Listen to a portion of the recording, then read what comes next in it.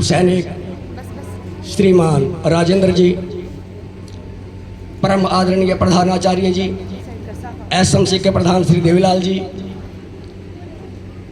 समाज सेवी सुदेश जी, अन्य आए हुए नागरिकों का शायद मैं नाम नहीं जान पाऊं, तो सभी का इस कार्यक्रम में, इस विद्यालय प्रांगण में हार्दिक अभिनंदन है, स्वागत है।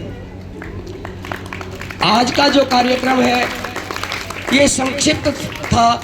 इसका कारण था कि 17 तक छुट्टी है और 18 को स्कूल लगेगा और 18 को ही बोर्ड की परीक्षाओं के पेपर होंगे। नॉन बोर्ड के पेपर जो हैं वो 2 दिन पहले ही खत्म हुए हैं, इसलिए हम मौसम और परीक्षा को देखते हुए इस कार्यक्रम को विशाल रूप नहीं दे पाए। इसके लिए मैं ग्रामवासियों से क्षमा याचना चाहता हूँ। एक बार आप सबको फिर स्वतंत्रता दिवस की बहुत बहुत बधाई। बधाई के साथ आपकी तालियां कमजोर न पड़े। आपकी तालियां यदि ऊंची होंगी, आपका सम्मान यदि ऊंचा होगा, आपकी देशभक्ति की भावना यदि ऊंची होगी, मेरी आवाज भी बुलंद होती जाएगी। प्यारे बच्चों, स्वतंत्रता दिवस मना रहे हैं। अभी एक बेटी अंजलि बोल करके गई है कि स्वतंत्रता इतिहास को पढ़ना चाहिए, परंतु बड़े दुख की बात हो रही है कि आज जब मैं कल एक स्पीच लिखवा रहा था बच्चों को, तब मैंने कुछ नाम लिए उसमें, तो विद्यार्थी पूछ रहे थे ये कौन था। इसका मतलब आप इतिहास की तरफ ध्यान नहीं देते हैं, आप उन बातों की तरफ ध्यान नहीं दे रहे हैं, आप मोबाइल के चक्कर में फंस गए हैं। इस मोबाइल से दूर हो जाओ। इसमें सारी जानकारियां सही भी नहीं हैं, आदतें आपकी अच्छी भी ये नहीं डाल रहा है। इसमें ज्ञान की बातें हैं, परंतु आप उनका प्रयोग बहुत कम करते हैं। तो मैं आप जो माता पिता बैठे हैं, बुजुर्ग बैठे हैं, स्टाफ बैठा है, इनसे अनुरोध करूंगा कि बच्चों को मोटिवेट करें कि मोबाइल से थोड़ा सा दूर हो जाएं। और स्वतंत्रता दिवस मनाने का मुख्य लक्ष्य है कि उन शहीदों को याद करें, उनके जीवन चरित्र को पढ़ें, उनसे कुछ प्रेरणा लें, उनको अपना आदर्श मानें। कल पूछा अशफाकुल्लाह कौन था जी? अरे ये भी स्वतंत्रता सेनानी थे। जितने भगत सिंह आपको याद आते हैं ना, उन्हीं के साथी थे अशफाकुल्लाह। चंद्रशेखर आजाद जिनको माल्यार्पण किया गया है, क्या किया था? आप उनके जीवन के बारे में जानते हैं क्या? इनके जो स्तंभ हैं, यहाँ पर मूर्तियां हैं, वो क्यों लगाई गई हैं? ऐसा क्या किया था इन्होंने? आपने इनके जीवन के चरित्र को पढ़ने की कोशिश ही नहीं की। अरे आजादी के लिए लड़ते हुए भगत सिंह इत्यादि ने जो पार्टी बनाई थी, समाजवादी क्रांतिकारी दल बनाया था, उसके अध्यक्ष थे श्री चंद्रशेखर आजाद। 14 साल की उम्र में इन्होंने कहा था मैं आजाद हूं और आजाद ही रहूंगा। अंग्रेजों ने सारी रात काल कोठरी के अंदर डाल करके, खुले हवा के अंदर डाल करके दिसंबर के महीने में छोड़ दिया कि अपना असली नाम बताएगा। रात को 11 बजे पूछा गया इनसे आपका नाम क्या है? फिर भी आजाद। कितनी भी सर्दी थी, भयंकर सर्दी थी, पर आजाद आजाद ही रहे। सुबह 3 बजे देखने के लिए आए अंग्रेज, देखा अब तो वो ठंड में सिकुड़ करके गांठ बन गया होगा, अब तो अपना असली नाम बताएगा, अपने पिता का नाम बताएगा, अपने बाप का नाम बता रहा है भारत, माँ का नाम बता रहा है भारत माता, और अपना नाम बता रहा है आजाद। जब रात को 3 बजे उस ठिठुरती सर्दी में, उस हवादार कमरे में जब अंग्रेज पहुंचा, तो माथे से पसीना पहुंच करके उसके माथे पर मारा और कहा मैं आजाद हूं। यही पूछने आया होगा ना। तो उनके जीवन को पढ़ो। जब वो एक पार्क में योजना बना रहे थे, विदेश से शस्त्र मंगवाने की योजना बना रहे थे, तब किसी हमारे भेदिए ने अंग्रेजों को भेद दे दिया। चारों तरफ से पुलिस ने इनको घेर लिया, अंधाधुंध गोलियां बरसाई गई, अंतिम गोली तक लड़ा, और जब एक गोली बची तब आजाद ने कहा आजाद हूं और आजाद ही रहूंगा, वंदे मातरम कह करके अपने कनपटी पर गोली मार ली थी। तो इनके जीवन को पढ़ो बेटा, इस मोबाइल से दूर हो जाओ। भगत सिंह के जीवन के बारे में मैंने आपको पिछली बार बताया था, याद होगी वो घटना। याद होगी। यदि आप ध्यान देते हो, याद करते हो, तो कोई भगत सिंह की मां का नाम बताइए, उस जननी का नाम बताए जिसने ये वीर सपूत पैदा किया था। नाम बताओ रे। पिछले बार मैंने बताया था मां विद्यावती। क्या नाम है? जिस प्रकार से सरस्वती को मैं पूछता हूं, मां विद्यावती को भी इसी प्रकार से पूछता हूं, और हर कार्यक्रम में मां विद्यावती को याद भी करता हूं। जब समय आया था फांसी पर चढ़ने का, तो उससे पहले दिन भारत के वकीलों ने बड़ा प्रयास किया, फांसी को नहीं टाल सके। अंग्रेजों ने अंतिम मिलन के लिए माता को बुलाया, मां और बेटे का संवाद हुआ। याद होगा, याद होगा।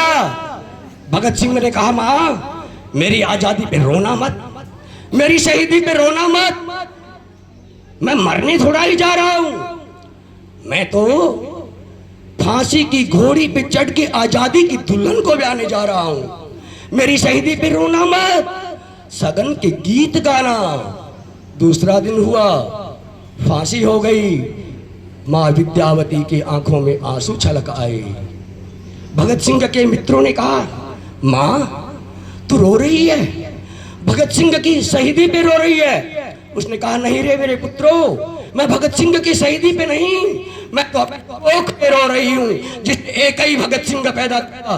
काश हजारों भगत सिंह पैदा करती, मैं उनको भी मातृभूमि पर उछावर कर देती।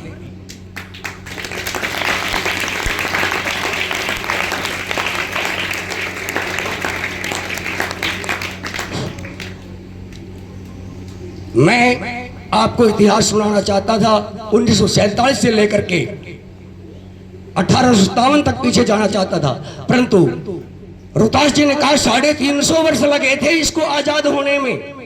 वास्तव में हमारे देश के ऊपर कभी मुगलों का आतंक हुआ, कभी अंग्रेजों का आतंक हुआ, परंतु हमारी माताएं एक नहीं, विद्यावती एक नहीं, ऐसी बहुत सारी वीरांगनाएं हुई हैं। हाड़ी रानी का नाम सुना है क्या? सुना है हाड़ी रानी का नाम? नहीं सुना।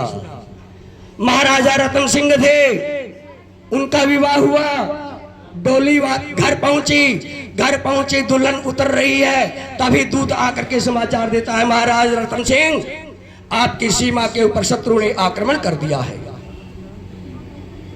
रतन सिंह का विवाह उसी दिन तो हुआ था, डोली घर उतरी ही तो थी।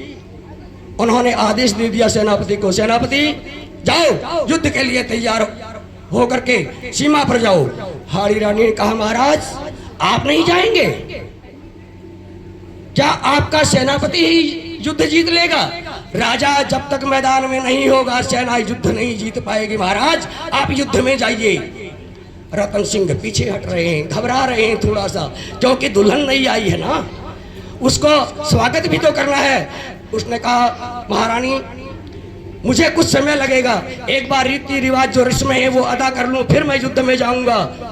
देवी ने सोचा लेट हो जाएंगे, युद्ध पहले शुरू हो गया, देश गुलाम हो गया, सेना हार गई तो क्या होगा।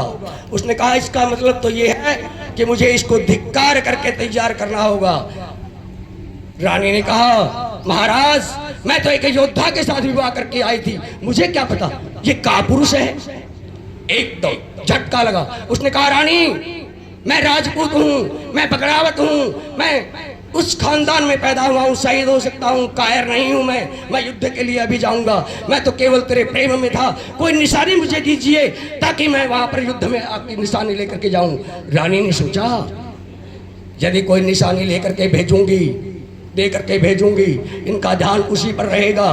उसने कहा, महाराज 2 मिनट रुको, अभी मैं आपको निशानी देती हूँ। उसने थाली मंगवाई, एक हाथ में थाली पकड़ी, राजा की तलवार निकाली और हाथ गर्दन को उड़ा करके अपने शीश को थाली में रख दिया। ले जाओ महाराज। महाराज हाड़ी रानी का बलिदान व्यर्थ नहीं जाएगा। राजा कह करके रतन सिंह युद्ध में जाते हैं और शत्रु को परास्त करके शत्रु का राज्य भी अपने मेवाड़ में मिला लेते हैं। बोलो महारानी हाड़ी रानी की जय। यदि आप स्वतंत्रता संग्राम का इतिहास पढ़ोगे, महाराणा प्रताप का नाम सुना है आपने? उनके पिता का क्या नाम था? महाराज उदय सिंह। उनके दादा का क्या नाम था? महाराणा प्रताप। महाराणा प्रताप के दादा का नाम क्या था? राणा सांगा के नाम से प्रसिद्ध थे। महाराजा संग्राम सिंह 106 युद्ध लड़े उन्होंने। कितने? और मुगलों को अपने राज्य में प्रवेश नहीं करने दिया। तो उन इतिहास को पढ़ा करो। ये स्वतंत्रता हमें बड़ी मुश्किल से मिली है, बड़ी महंगी मिली है, बड़ी मेहनत से मिली है। याद आता है क्या बाबू गांधी का चेहरा आपको? एक मेरे जैसा, मेरे से भी कमजोर, बिल्कुल कमजोर, एक धोती के अंदर चलने वाला, एक लाठी के सहारे चलने वाला, अंग्रेजों के नाक में दम कर दिया उस व्यक्ति ने। महात्मा गांधी जी को आज नमन नहीं करें, ऐसा हो नहीं सकता। तो बेटा, आपको स्वतंत्रता आंदोलन का इतिहास पढ़ना होगा, आपको अनुशासित बनना होगा, आपको कुछ कर गुजरने की सोचना होगा। परंतु आप तो पता नहीं किस रास्ते पर जा रहे हो। हम नारे लगाते हैं, वसुधैव कुटुंबकम कहते हैं, सारी पृथ्वी हमारा परिवार है। भारत माता का हर बेटा दुनिया को प्यार सिखाता है।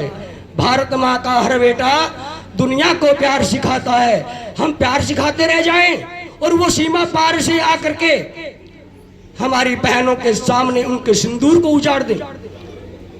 हम नारा लगाते रहे वसुधैव कुटुंबकम। अब भारत बदल गया है।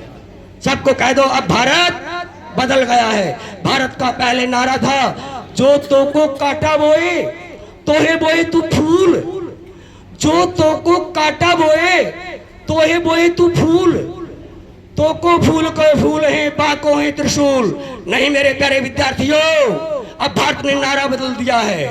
अब भारत कहता है, जो तो को काटा बोए तोहे बोए तू भाला, जो तो को काटा बोए तोहे बोए तू भाला। कुछ साला क्या याद करेगा, बड़ा किसी से पाला। पर बेटा, नारे बदलने से काम नहीं चलेगा, चरित्र भी निर्माण करना होगा, अपने आप को उस योग्य भी बनाना होगा। नारे ही बदलते रहे तो हमारी वो हालत हो जाएगी। बताऊं कौन सी हालत? एक लड़का था, लंबा पजामा पहनता था, पजामा घसीटता था, लोग उसको घसीटू कहते थे, लोग उसको। उसकी शादी हो गई, शादी हो गई, पत्नी आ गई, बाहर जाती तब भी घसीटू नाम सुनती, क्योंकि वो पानी लाने के लिए जाती तब ये कौन है, घसीटू की पत्नी। हर जगह ऐसे शब्द सुनने को उसको मिलते। तो उसने बात धीरे धीरे जो है वो घसीटू के पास भी आ गई कि सब लोग इसके सामने भी घसीटू कहते हैं। तो उसने कहा, देवी, अपनी पत्नी को कहा, श्रीमती जी, मेरे पजामे को एक बिलांड काट करके ऊंचा कर दो। पहले तो चलता था, घसीटू सुन लेता था, अब तेरी भी इज्जत का सवाल है ना, इसलिए एक बिलांड काट करके ऊंचा कर दो। उसने कहा, आपका काम करूंगी, आपके पजामे को ठीक करूंगी, थोड़ा शर्म आएगी, ये काम अपनी माँ को कह दो ना, वो काट देंगे। माँ ने कहा, मेरे को दिखाई सा थोड़ा कम देता है, ये काम तेरी बहन को दे देती है। बहन को दे दिया। बहन और जो भाभी है वो दोनों पानी लाने के लिए चली गई। माँ को याद आ गया काम, उसने एक बिलाद काटा और सी के रख दिया। थोड़ी देर में देखा एकांत सी मिली और पत्नी ने भी मौका लगते ही एक बिलाद काटा और सी के रख दिया। काम बहन जी को भी याद आ गया, अवसर उसको भी मिल गया। उसने पजामा काटा और पजामे का काम तमाम कर दिया। पजामा पजामा नहीं, अब अंडरवियर रह गया था। तो बेटा, यदि नारे लगाते रहे ना ऐसे, तो देश के टुकड़े हो जाएंगे। अपना चरित्र निर्माण करना होगा, अपने आप को योग्य बनाना होगा, समझे? उन आदर्शों का पालन करना होगा, उनके आदर्शों के अनुसार आपको चलना होगा।